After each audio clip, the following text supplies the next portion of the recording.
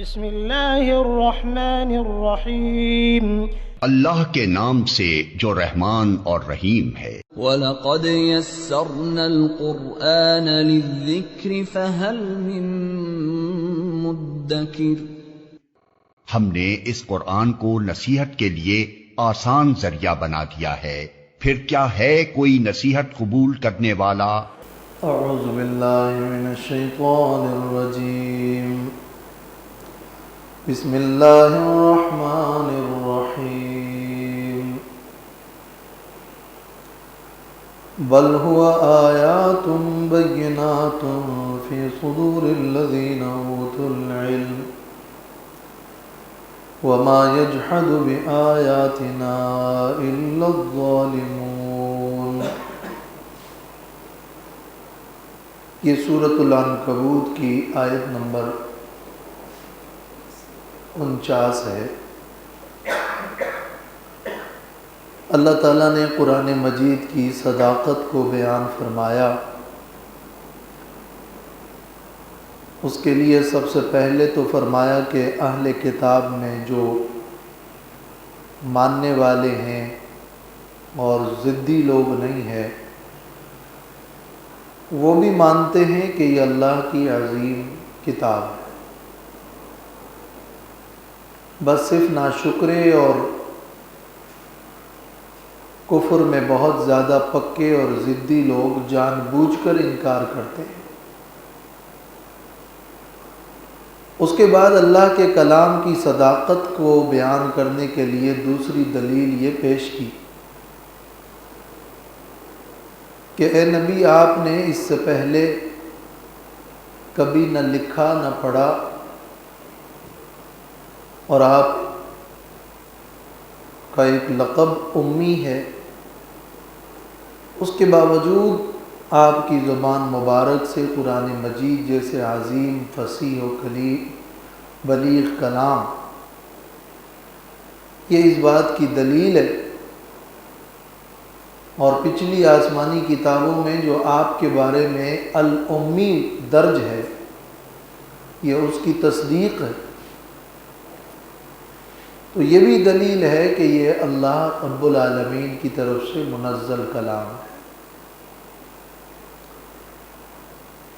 اور اب فرمایا کہ بل ہوا آیات بینات فی صدور الذین اوتوا العلم، بلکہ قرآن مجید کی صداقت کی ایک دلیل یہ بھی ہے کہ یہ قرآن واضح دلائل اہل علم کے سینوں کے اندر موجود ہے، اور سینہ بسینہ اور طبقہ بطبقہ اس کلام کی حفاظت جاری اور ساری ہے اور قیامت تک رہے گی۔ قرآن مجید حفظ کے ذریعے سے باقی ہے، اور قرآن مجید کی حفاظت کا سب سے پہلا اور بنیادی اور اصل ذریعہ وہ اہل علم اور مومنین کے قلوب ہے۔ قرآن مجید کی حفاظت کا قابل اعتماد ذریعہ جمع القرآن فی الصدور ہے اور حفظ القرآن فی القلوب ہے۔ تو یہ قرآن شعر نہیں ہے، سحر نہیں ہے، اس کے بارے میں کسی قسم کا شک نہیں ہونا چاہیے۔ بل ہوا آیات، بلکہ یہ قرآن تو آیتیں ہیں بینات واضح فی صدور الذین اوتوا العلم، ان لوگوں کے سینوں میں جن کو علم دیا گیا۔ دو باتیں ارشاد ہوئی ہیں، ایک یہ کہ یہ قرآن آیات ہیں بینات، واضح آیات ہیں، اور دوسری بات یہ کہ یہ فی صدور الذین اوتوا العلم، اہل علم کے سینوں میں یہ آیات بینات ہیں۔ یہ ہوا کی ضمیر کا مرجع القرآن ہے، اور اسی آیت کی تشریح میں حسن بصری رحمۃ اللہ علیہ کا یہ قول امام ابن کثیر نے نقل کیا ہے کہ اعطیت هذه الامہ الحفظ، اس امت کو حفظ دیا گیا ہے، وکان من قبلها لا یقرؤون کتابهم الا نظرا، اس سے پہلے پچھلی آسمانوں کی کتابوں کو دیکھ کر پڑھا جاتا تھا۔ قرآن مجید کی حفاظت کا اللہ نے یہ انتظام فرمایا کہ سینوں کے اندر اس کو محفوظ کیا۔ اور ایک حدیث ہے جس میں یہ الفاظ ہیں کہ نبی کریم صلی اللہ علیہ وسلم نے فرمایا کہ اللہ تبارک و تعالی نے فرمایا ہے کہ وَأَنزَلْتُ عَلَيْكَ كِتَابًا لَا يَغْسِلُهُ الْمَاءُ، میں نے تجھ پر ایک ایسی کتاب نازل کی ہے جس کو پانی دھو نہیں سکتی۔ مطلب یہ کہ قلب رسول صلی اللہ علیہ وسلم اور قلوب الحفاظ پر لکھا ہوا قرآن ظاہر ہے کہ دھویا نہیں جا سکتا، وہ دھونے سے مٹے گا نہیں۔ اور اسی مضمون کی ایک وہ مشہور حدیث بھی ہے جو مسند احمد میں ہے کہ لو ان القرآن فی احاب ثم القی فی النار ما احترق، اگر قرآن مجید کو ایک چمڑے میں لپیٹ لیا جائے اور پھر آگ میں ڈالا جائے تو قرآن نہیں جلے گا۔ اس حدیث کا کیا مطلب ہے؟ تو امام ابن کثیر اس کی تشریح کرتے ہوئے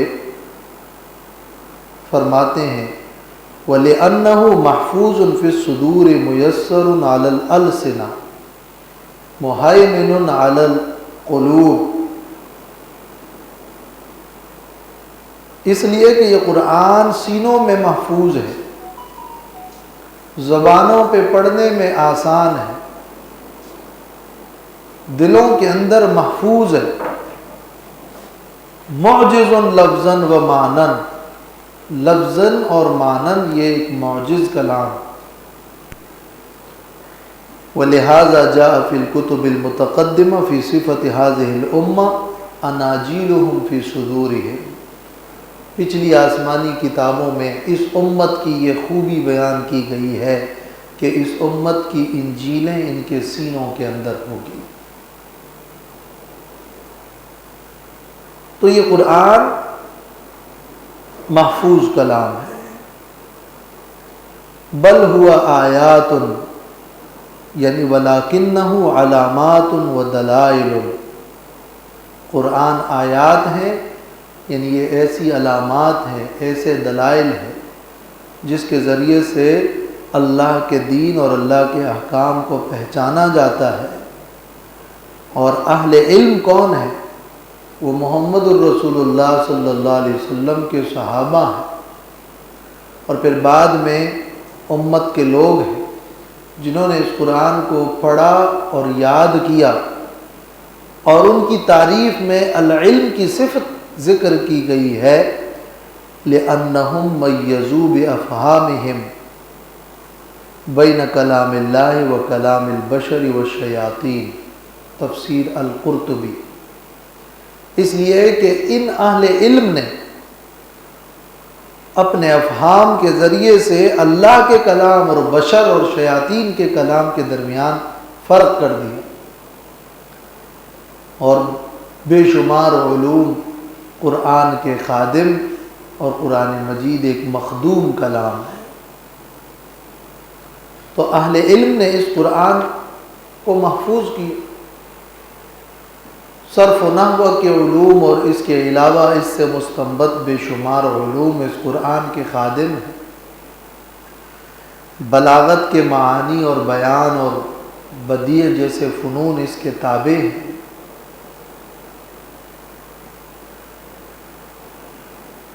وما یجحد بآیاتنا الا الظالمون، اور ہماری آیتوں کا انکار نہیں کرتے مگر ظالم لوگ، جو ظلم کے اندر حد سے بڑھ جائیں تو باوجود قرآن کے یہ معجز دلائل، اس کے باوجود وہ اپنے مکابرہ کی وجہ سے اور اپنی بڑائی اور تکبر کی وجہ سے وہ انکار کریں گے۔ بل ہوا آیات بینات، بلکہ یہ قرآن تو آیتیں ہیں واضح، فی صدور الذین اوتوا العلم، ان لوگوں کے سینوں میں جن کو علم دیا گیا، وما یجحد بآیاتنا الا الظالمون، اور نہیں انکار کرتے ہماری آیتوں کا مگر ظالم۔ بل ہوا آیات میں ایک دوسری توجیہ بھی ہوئی ہے کہ ہوا ضمیر کا جو مرجع ہے وہ رسول اللہ صلی اللہ علیہ وسلم، بل ہوا آیات، بلکہ یہ نبی، یہ رسول، یہ محمد صلی اللہ علیہ وسلم آیات بینات، واضح دلائل، یعنی ذو آیات بینات، یہ نبی واضح آیتوں والے ہیں، آیات بینات والے ہیں، یا یہ نبی اہل کتاب کے علماء کے سینوں کے اندر موجود ہیں اور ان کو یہ معلوم ہے کہ یہ نبی امی ہوں گے۔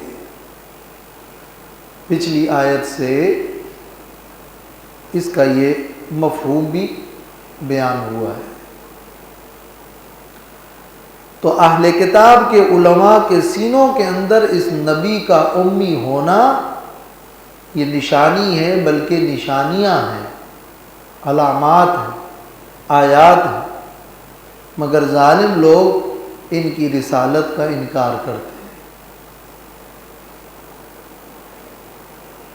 وَقَالُوا لَوْلَا أُنزِلَ عَلَيْهِ آيَاتٌ مِّن رَّبِّهِ قُلْ إِنَّمَا الْآيَاتُ عِندَ اللَّهِ وَإِنَّمَا أَنَا نَذِيرٌ مُّبِينٌ، اور کہتے ہیں کیوں نہیں نازل کی گئی اس رسول پر نشانیاں اس کے رب کی طرف سے۔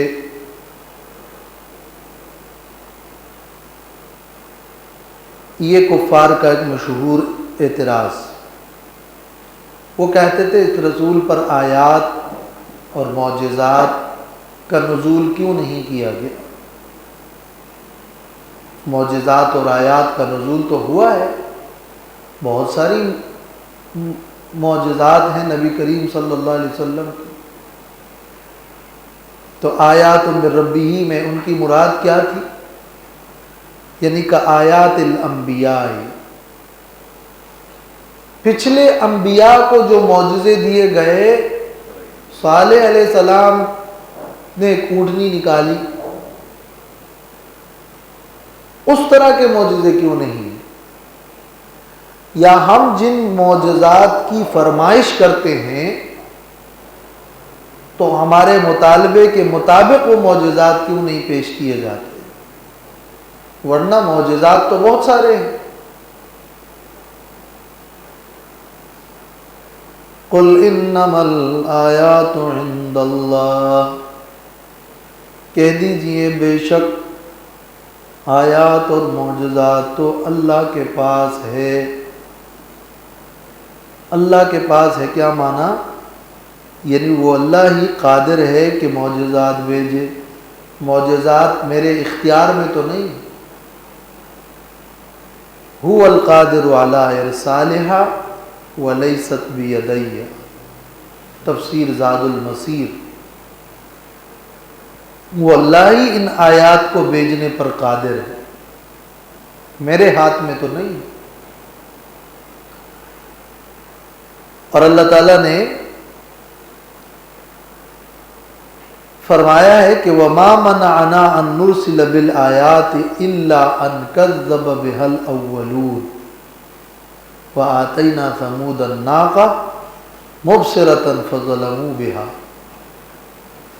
ہم نے آیات کو اس لیے نہیں بھیجا کہ پچھلے لوگوں نے ان آیات کا انکار کیا اور عذاب نازل ہو۔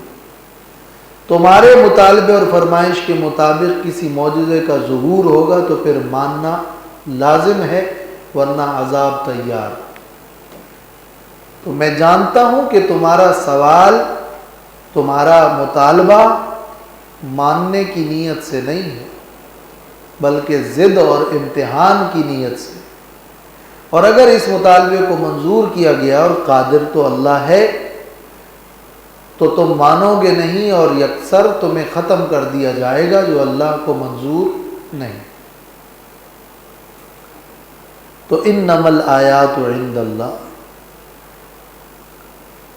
اور یہ آیت اس بات کی دلیل ہے کہ معجزات برحق ہیں، مگر وہ نبی کے اختیار میں نہیں، کہ جب چاہے اور جیسے چاہے کوئی معجزہ نبی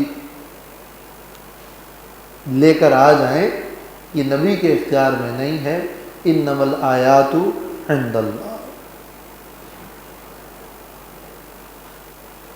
وَإِنَّمَا أَنَا نَذِيرٌ مُبِينٌ، اور بے شک میں تو کھلا ڈرانے والا ہوں۔ میرا کام معجزات پیش کرنا نہیں، خرق عادت امور کا ظاہر کرنا یہ میرا کام نہیں، میں اس لیے نہیں بھیجا۔ یہ نبوت کی علامات اور نبوت کی صداقت اور دلائل النبوہ تو ہیں، مگر میرا کام تو تمہیں ڈرانا ہے اور اللہ کا پیغام پہنچانا ہے۔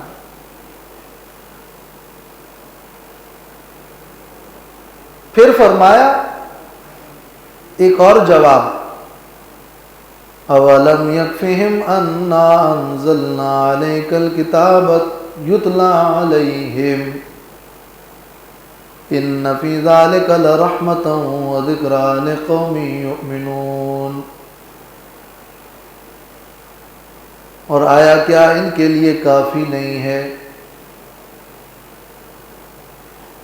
انا کہ بے شک ہم نے انزلنا علیک الکتاب آپ پر نازل کی ہے کتاب، یتلی علیہم جو پڑھی جاتی ہے ان پر۔ معجزات کا مطالبہ کیوں کرتے ہو؟ کیا آیات کافی معجزہ نہیں ہے؟ یہ قرآن کسی امی پر ایک فصیح و بلیغ کلام، کیا یہ معجزہ نہیں ہے؟ یہ معجزہ تو تمہارے سامنے ہے اور ہر وقت ہے اور ہر جگہ ہے۔ یتلی علیہم جو کتاب پڑھی جاتی ہے ان پر ہر وقت اور ہر جگہ۔ یتلی علیہم کا مطلب یہ ہے کہ وہ تو ایسا معجزہ بھی نہیں ہے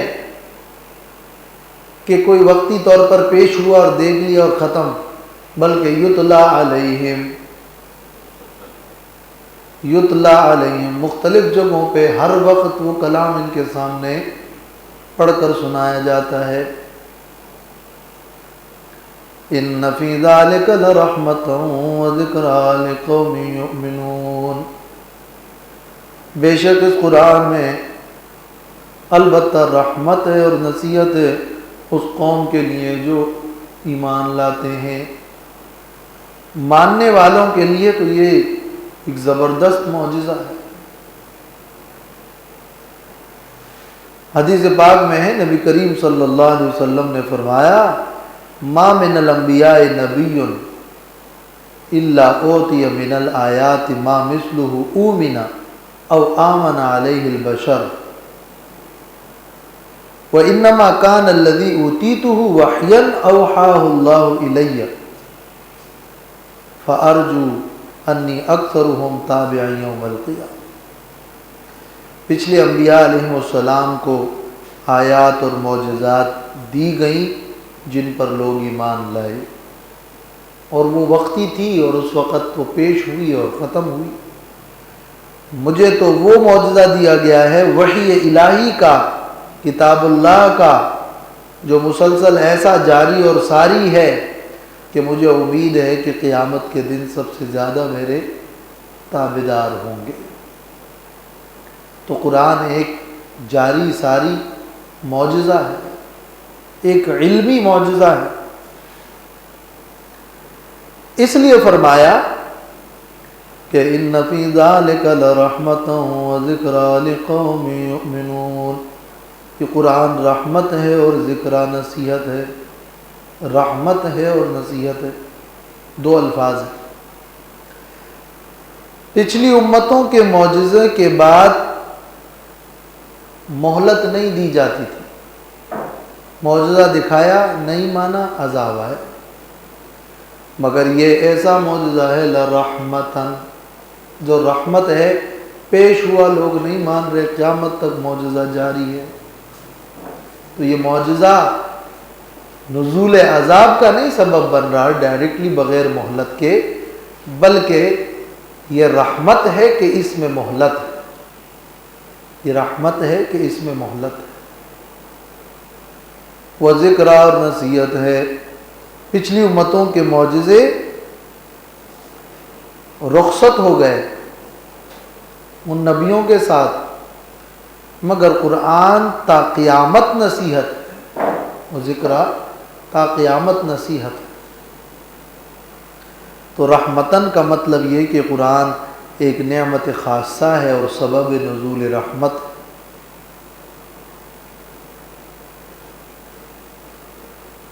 امام قرطبی نے لکھا ہے تفسیر میں کہ ان فی ذلک لرحمۃ وذکریٰ، بے شک اس قرآن میں رحمت ہے یعنی گمراہی سے نجات ہے، اور نصیحت ہے یعنی حق کی طرف ارشاد ہے۔ گمراہی سے نجات ہے یہ رحمت ہے، اور حق کی رہنمائی اور ہدایت ہے یہ ذکرہ ہے۔ قُلْ كَفَىٰ بِاللَّهِ بَيْنِي وَبَيْنَكُمْ شَهِيدًا، کہہ دیجئے کافی ہے اللہ میرے اور تمہارے درمیان گواہ، اس لیے کہ یعلم ما فی السماوات والارض، وہ اللہ جانتا ہے وہ سب کچھ جو آسمانوں میں ہے اور جو زمین میں ہے۔ جب اس اللہ کا علم کامل ہے تو پھر شہادت بھی اس اللہ کی ماننی پڑے گی۔ جو جانتا ہے سب کچھ، اس کی شہادت سے بڑھ کر گواہی تو کسی کی نہیں، تو اللہ میرے اور تمہارے درمیان گواہ کافی ہے۔ هو اعلم بما تفیضون فیہ من التکذیب، تم جو تکذیب میں مشغول ہو، اللہ گواہ کافی ہے، وہ تمہاری تکذیب کو جانتا ہے۔ میری صداقت کو بھی اللہ جانتا ہے کافی ہے، اور تمہاری تکذیب کو بھی اللہ جانتا ہے۔ الذین آمنوا بالباطل وکفروا باللہ، اور وہ لوگ جو ایمان لاتے ہیں لائے باطل پر، شیطان پر، شرک پر، بتوں پر، گمراہی پر، وکفروا باللہ، اور انکار کیا اللہ کی توحید کا، اولئک هم الخاسرون، تو یہی لوگ ہیں خسارہ پانے والے۔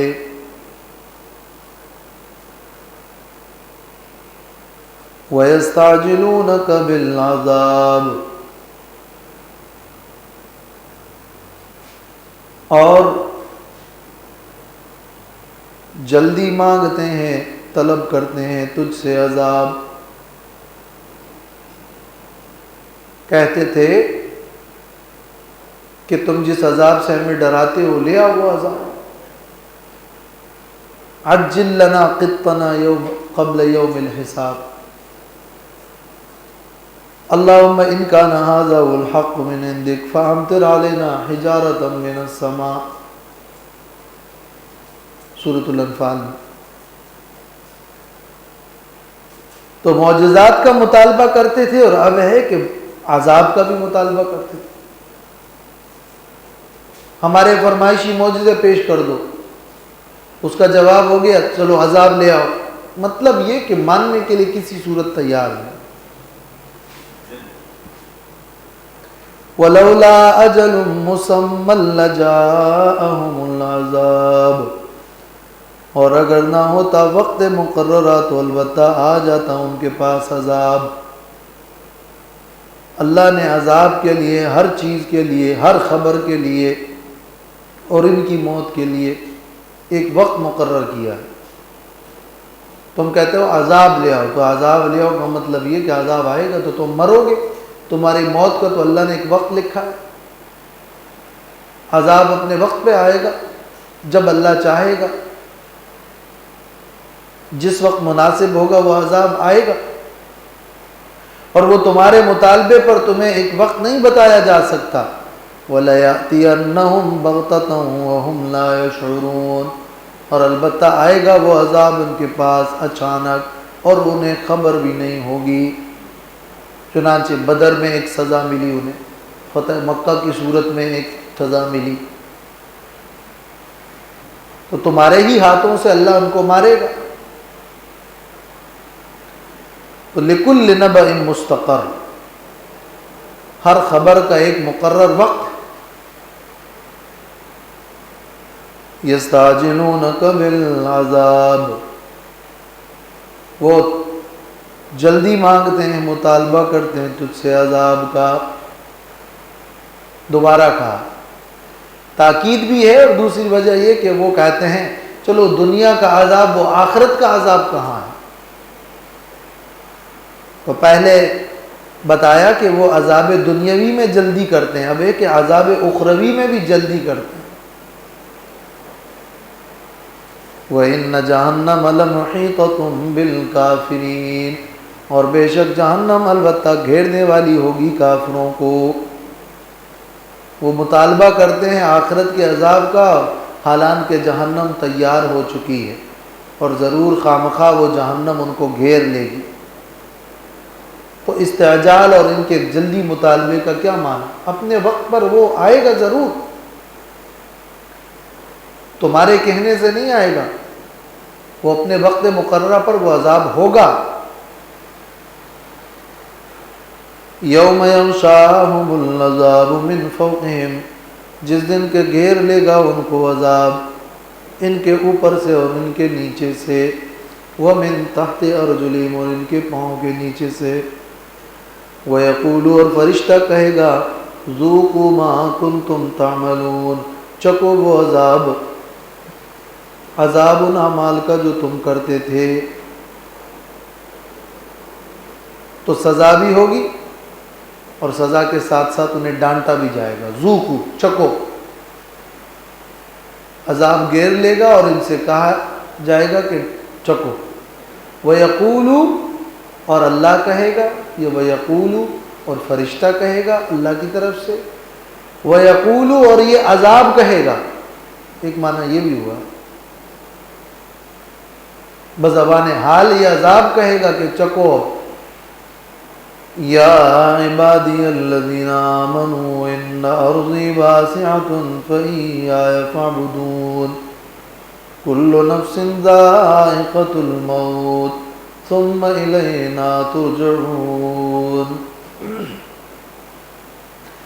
یہ اس سورت کا چوتھا حصہ ہے، جس میں ہجرت کی ابتلا اور آزمائش کا ذکر ہے۔ جب اتنے سارے ڈراوے اور تفصیلات کے باوجود وہ نہیں مانتے اور تمہیں آزمائش میں مبتلا کر بیٹھے ہیں اور ظلم مزید اضافے کے ساتھ شروع کر گئے ہیں، تو ایسی صورت میں اس کا علاج یہ ہے کہ تم ہجرت کر لو۔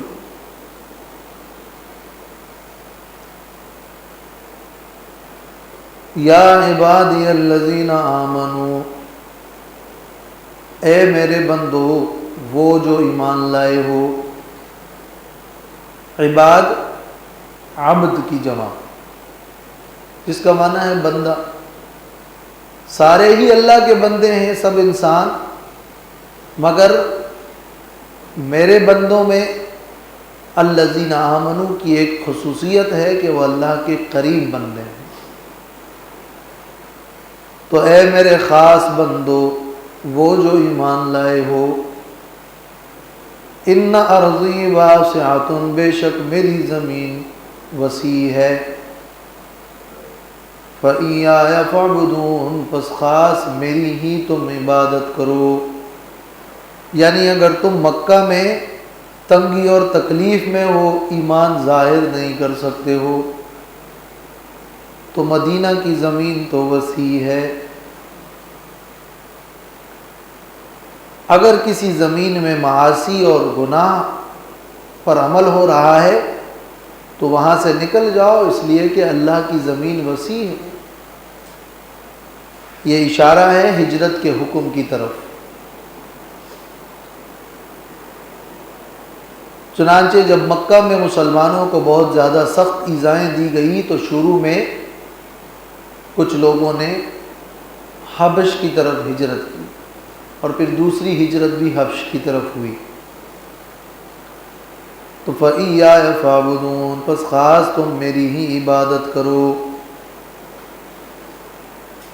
اس میں اشارہ ہے کہ ہجرت کا مقصد یہ ہے کہ اللہ کی بندگی اور عبادت کی جائے۔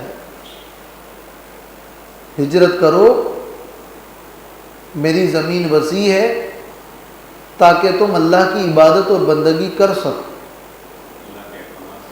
تو ہجرت کا جو مقصد ہے وہ عبادت اور اطاعت ہے، حفاظت دین ہے۔ کل نفس ذائقۃ الموت ثم الینا ترجعون، یہ ہجرت کی طرف دوسری ترغیب ہے۔ پہلی ترغیب تو یہ تھی کہ میری زمین وسیع ہے، لہذا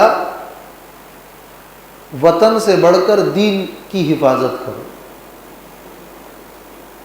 تو اگر اس کے لیے تمہیں وطن چھوڑنا پڑے تو چھوڑ دو، مگر اپنے دین کو مت چھوڑو اور اپنے ایمان کی حفاظت کرو۔ اس کے جنرل میننگ یہی ہے، کس کے؟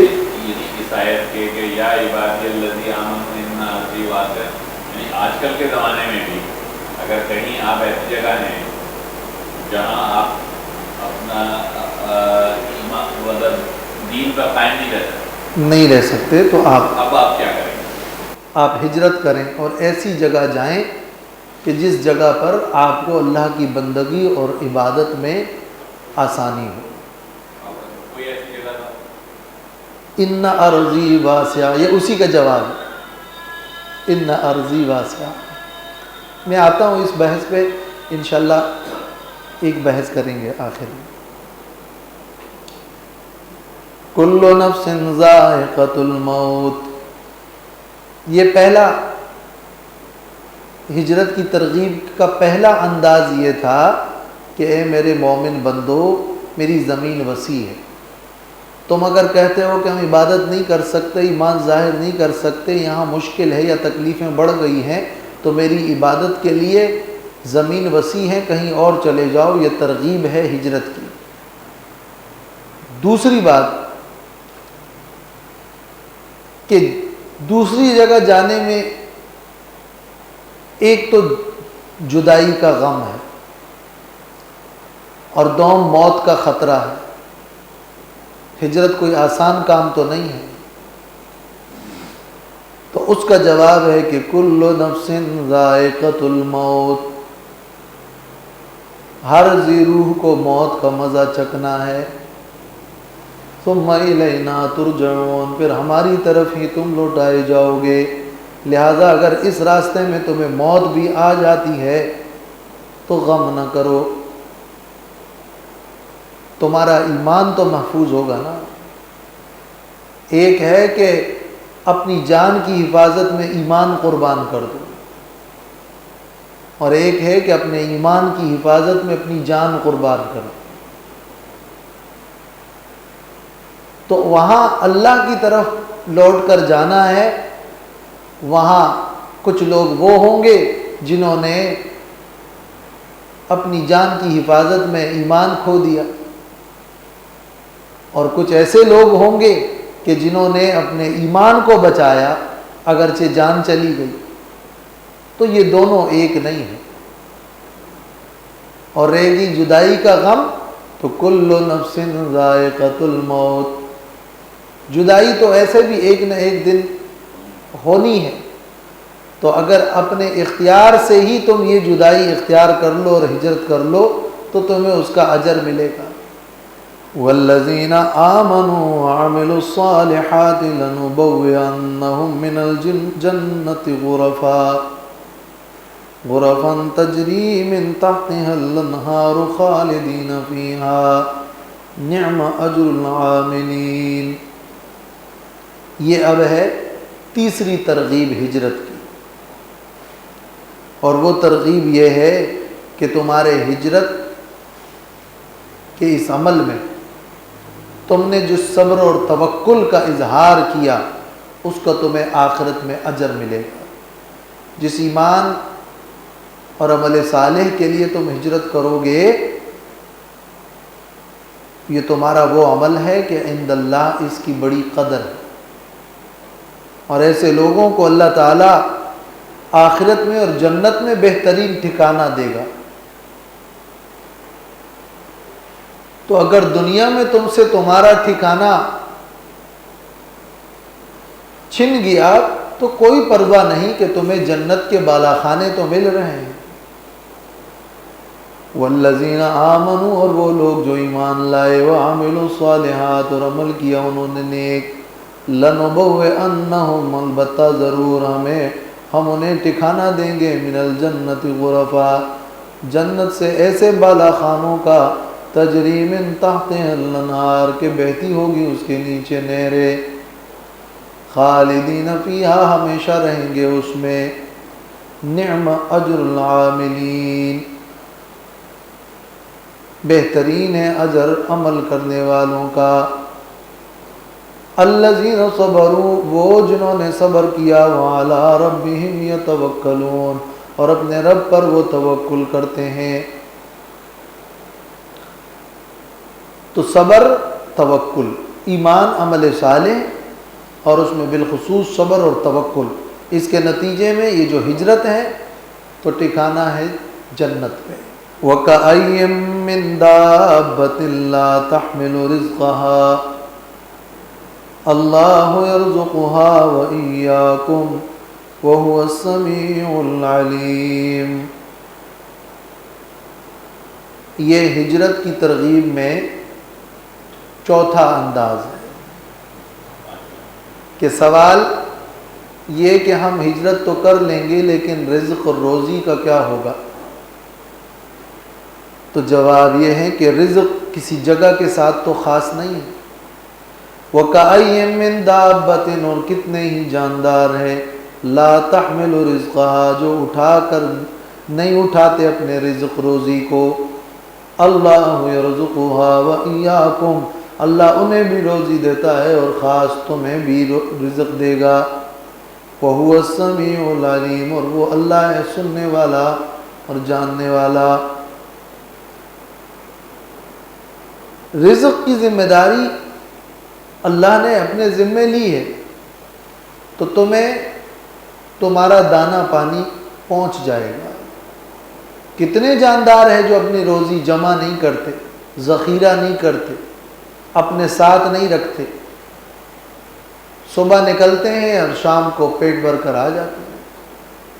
حدیث میں ہے نا، رسول اللہ صلی اللہ علیہ وسلم نے فرمایا، لو انکم تتوکلون علی اللہ حق توکلہ، لو انکم کنتم تتوکلون علی اللہ حق توکلہ لرزقتم،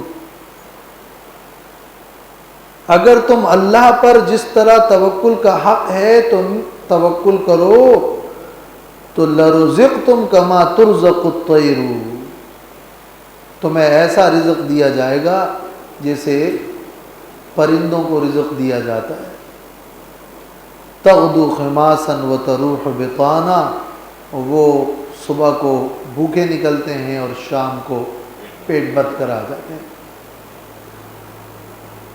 تو جاندار اور جانور اور بہت سارے جانور وہ اپنے لیے ذخیرہ تو نہیں کرتے، کچھ کرتے بھی ہیں۔ سفیان ابن عیینہ رحمۃ اللہ علیہ کا قول یہاں بعض مفسرین نے نقل کیا ہے کہ انسان چیونٹی اور چوہے کے علاوہ کوئی جاندار کوئی جانور ذخیرہ نہیں کرتا۔ کچھ علماء نے اس میں 2-4 اور بھی اضافے کیے ہیں۔ مطلب یہ کہ چند کے علاوہ اکثر تو کوئی ذخیرہ نہیں کرتے، جمع نہیں کرتے، لیکن انہیں روزی ملتی ہے۔ اس کا مطلب یہ کہ اللہ پر تمہیں توکل کرنا ہے، اپنی محنت تو کرنی، اپنی کوشش کرنی ہے، اور پلاننگ کرنا اور کچھ ذخیرہ کرنا شرعاً ممنوع بھی نہیں ہے۔ لیکن یہ تو یہ بتانے کے لیے ہے کہ ہجرت کی صورت میں، ان حالات کی صورت میں تمہیں اپنے کسی ذخیرے پر اور اپنے کسی جگہ کے ساتھ اپنے رزق کو خاص نہیں کرنا چاہیے، بلکہ اللہ تعالیٰ تمہیں روزی پہنچائے گا۔ اللہ یرزقھا وإیاکم۔ علامہ آلوسی فرماتے ہیں کہ اس جملے میں مبالغہ کا انداز ہے، پہلے ان کا ذکر ہے، اللہ یرزقکم وإیاہا نہیں ہے، بلکہ اللہ یرزقھا وإیاکم، اللہ انہیں بھی روزی دیتا ہے اور خاص تمہیں بھی، جب انہیں دیتا ہے تو تمہیں بھی دیتا ہے۔ امام قرطبی رحمۃ اللہ علیہ نے یہاں لکھا ہے کہ نبی کریم صلی اللہ علیہ وسلم بھی اپنے اہل و عیال کے لیے 1 سال تک نفقہ جمع کرتے تھے، اور یہ بخاری اور مسلم میں ثابت ہے۔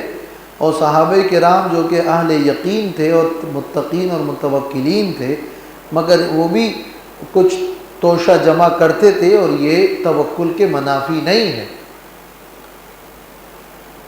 مگر ابتدائی ادوار میں جب نبی صلی اللہ علیہ وسلم اور ان کے ساتھیوں پر نہایت سخت اور مشکل وقت تھا، تو ان حالات میں سخت وقت بھی دیکھا گیا کہ چند دنوں تک کچھ کھایا نہیں، لیکن بعد میں جب اللہ نے فراخی کی تو پھر کچھ ذخیرہ بھی کیا۔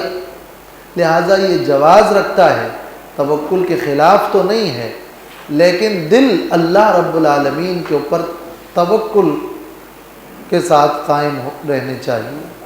آگے پھر اسی نوعیت کی ایک اور مضمون ہے، وآخر دعوانا الحمدللہ۔